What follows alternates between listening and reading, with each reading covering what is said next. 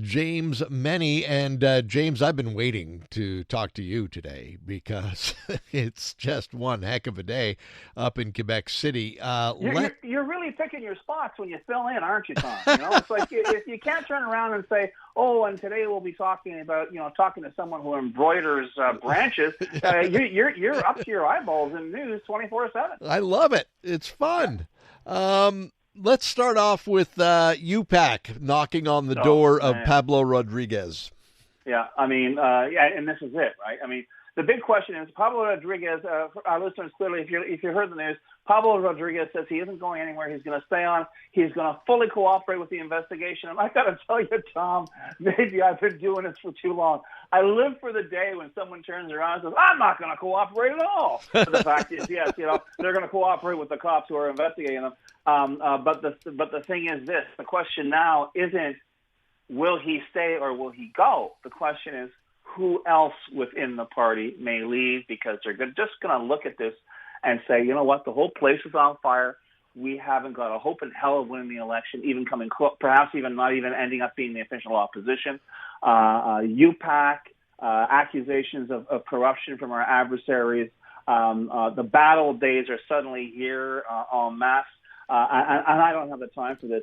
We have Jean Damour, who's like the former head of the party, basically saying that perhaps Mr. Rodriguez should rethink his future. Carl Blackburn, who ran for the leadership and who with Charles Milliard did not waste any time expressing their support for Rodriguez when this whole hellacious show began, is now also saying, maybe you want to take a look, ask yourself some questions, and take a look at where you're going to be politically. But the fact is, I see absolutely no reason. No matter what the situation is, no matter what the truth is, Tom, I don't see how Pablo Rodriguez can remain as leader of the Liberal Party, whether it's right or wrong, whether it's fair or not, as long as this so-called status quo is not a status quo. It's a rolling disaster.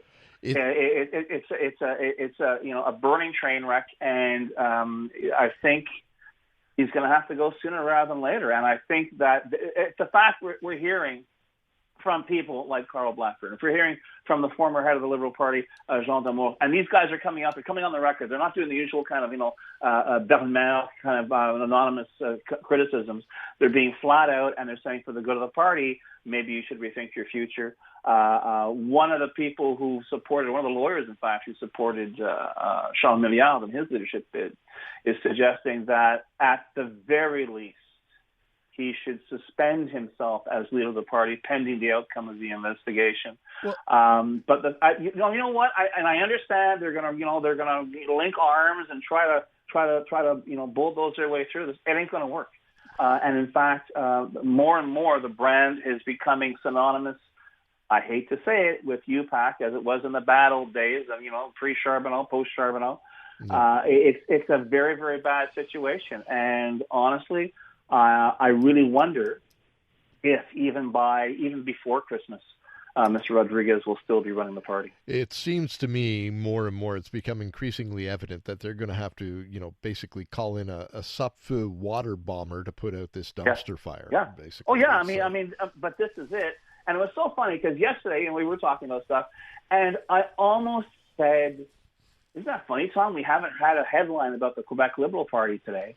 And I thought, well, no, that sounds pretty petty, and then voila, what we missed on Wednesday comes down, on Tuesday comes down like an act of God on Wednesday. Yep. And here we are. This is not just, we're probing things. UPAC has confirmed this is a criminal investigation. We have done our inquiries.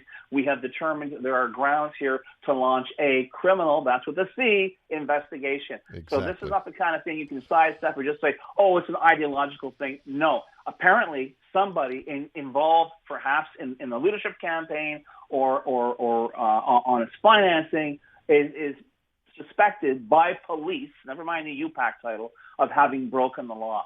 I don't think you can really say much more than that. No. When you are buttressing your argument to say, Mr. Rodriguez, maybe you just want to sit this one out. Bit of an interesting parallel as well. Mr. Rodriguez says he isn't going anywhere on the same day that Premier Legault says he's not going anywhere. He's going to stick around and run in another election. But, you know, this, to me, to draw a sports analogy, it's kind of like the general manager seeing, I have total confidence in this coach. He's not going to be fired. And you know what happens when they say that. Well, the crazy thing, Tom, is, you know how sausages are made. The reason why Francois Legault is saying, I'm not going anywhere, is because he's getting scrummed by reporters today based on a story citing anonymous sources within the caucus saying, maybe he should rethink his political career. And this is not the first time it's happened. And I think now it's almost a kind of a knee-jerk, face-saving reaction on the part of Legault. But when you take a look, even now, when we look at what's happening with Bill 2, all of a sudden he's very magnanimous. All of a sudden he is very open to discussing with both the specialists and the general practitioners foundations about the whole details of this. And he's also suggesting that, whereas he was going to come down, he was very hard-nosed. It's time we want you people to take on more patients. This is ridiculous.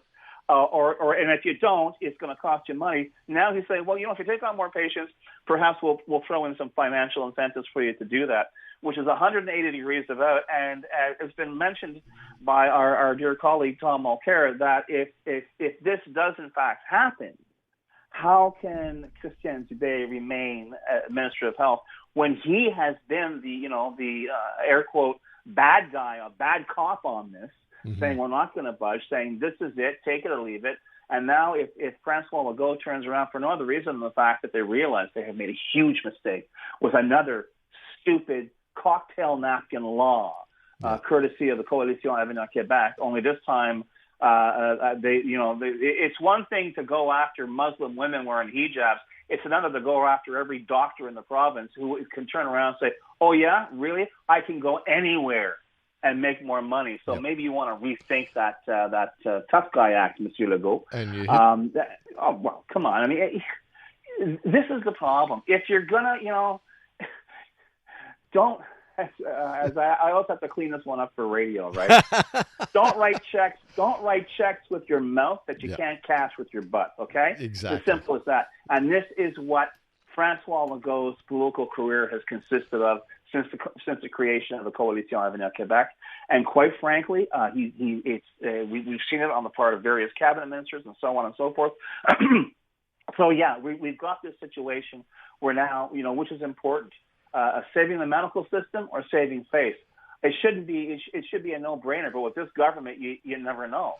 But once again, do we do the over-under on who's going to leave first? Will Pablo Rodriguez leave before Francois Legault? Will Legault beat Rodriguez to the punch?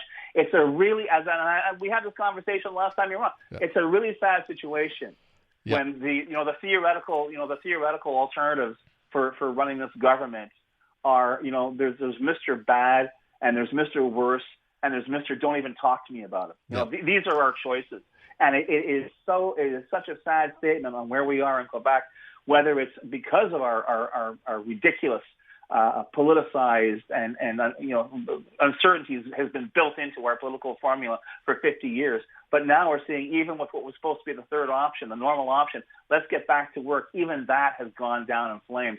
So you really have, I think the big question next October isn't going to be who's going to win the general election in Quebec. It's going to be how many people will actually go out to vote. Stick with me on this for a second, James. Now, Orkin Canada, the pest control people, they came out with the list of the 25 cities in Canada that have the most rats, okay? Oh, yeah. Quebec City isn't even on the list. Yeah. So maybe they're all just leaving the sinking ships. You never can tell, but I thought you were going to say, because Montreal used to be renowned for its rat population. Not one Quebec City on that list. No kidding. Yeah. Well, someone's done a good job. Either that, or they've decided all to go into politics and we can't see them anymore. James, Aaron will be back tomorrow. It's been so much fun talking to you. I really Tom, appreciate it. It's been a hoot and a holler. I got to tell you. I mean, I wish nothing but good health to Aaron Rand, but if you ever can't make it, I hope you can, because it's just been a pleasure talking to you. Thanks a lot, James. We'll talk to you soon. Absolutely, I'd imagine. Introducing Bryan Adams Radio on iHeartRadio. Got my first real six-string. Hosted by Bryan Adams himself. Join me for an insider look on a wild ride through 40 years of global rock and roll. Bryan Adams Radio. Now available on the free iHeartRadio app. Or ask your smart speaker to play Bryan Adams Radio on iHeartRadio. Who's ready to rock? Kids wanna rock.